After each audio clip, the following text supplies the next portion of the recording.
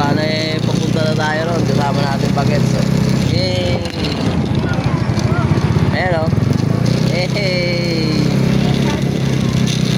Ayan. Muna tayo. Tatry natin magpa-blessing. Pa-blessing tayo. Para sa ating gabay. At salamat na rin sa karawan ng ating birthday. Ano meron, no? Check na lang natin mamaya. Yun, dito tayo. Tatanong lang ako na ano, tingnan natin set up.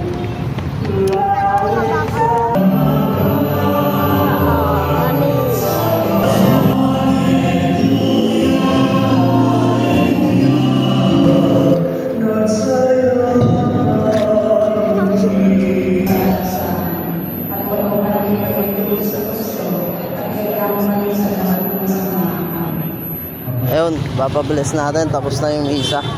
Papabless lang natin yung motor. Papasok natin sa loob.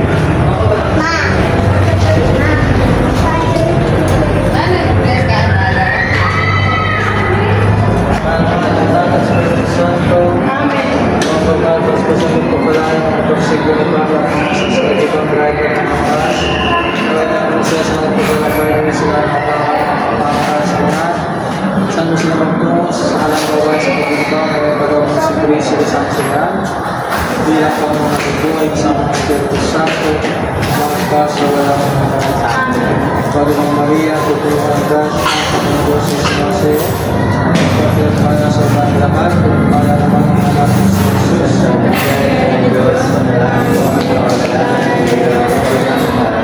Pagkati sama sa anak at sa Espiritu Santo,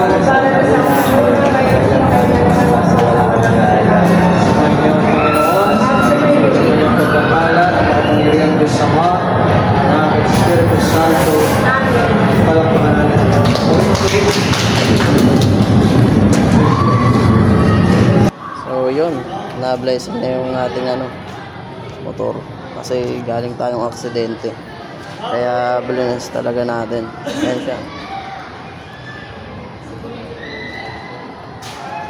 Yun, nakaiwas na natin pupunasan yan.